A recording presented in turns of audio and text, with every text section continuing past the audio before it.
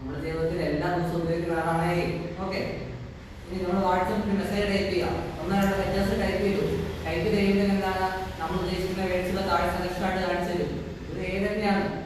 അപ്പൊ നമ്മൾ എ ഉപയോഗിച്ച് തന്നെ ജീവിക്കുന്ന ആൾക്കാരാണ്. അപ്പൊ നമ്മൾ ചോദിക്കുകയാണ് what you mean by a use. നമുക്ക് എന്താ ആൻസർ പറയും?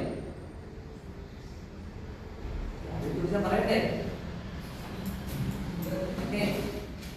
Simple question. പിള്ളേരെ, നമ്മുടെ മൊബൈൽ ആണോ കമ്പ്യൂട്ടർ അതാണോ ഫാസ്റ്റ്? നമ്മുടെ ബ്രെയിൻ ആണോ പിള്ളേരെ ഫാസ്റ്റ്? നമുക്ക് രണ്ടക്ഷരം നമുക്ക് എന്താണ് രണ്ടോ മൂന്നോ അക്കങ്ങൾ കൂടിക്കണം, കൂട്ടണം. നമുക്ക് കുറച്ചേറെ സമയം എടുക്കും. നമ്മൾ താഴോട്ട് സ്റ്റെപ്പ് ബൈ സ്റ്റെപ്പ് എഴുതി കൂട്ടണം അല്ലേ? കമ്പ്യൂട്ടർ ആണെങ്കിലോ മൊബൈൽ ആണെങ്കിലോ കാൽക്കുലേറ്റർ ആണെങ്കിൽ പോലും ഈക്വൽ ടു ടൈപ്പ് ചെയ്യാനുള്ള നമ്മുടെ ആ വേർഡ് ടൈപ്പുള്ള സ്പേസ് ടൈം മാത്രമേ എടുക്കുള്ളൂ. ആരാ ഫസ്റ്റ്? കമ്പ്യൂട്ടർ. ആണല്ലേ? ഈ കമ്പ്യൂട്ടറും മൊബൈലും ഉണ്ടാക്കിയത് ആരാണ്? നമ്മളാണ് അല്ലേ?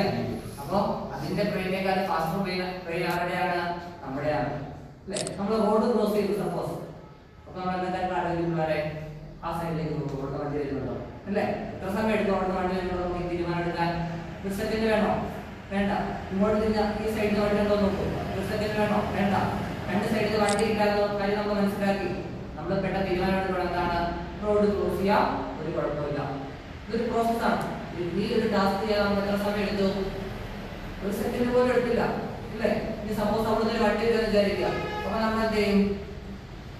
വണ്ടി വരുന്നുണ്ടെങ്കിൽ അത്യാവശ്യമായിട്ട് ക്രോസ് ചെയ്യണം.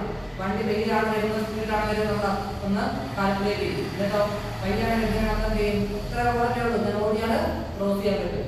ഒറ്റ സെക്കൻഡ് തീരുമാനം എടുത്ത് നമ്മൾ എന്ത് ചെയ്യും? ആക്ഷൻ പെർഫോം ചെയ്യും. അപ്പൊ ആരാ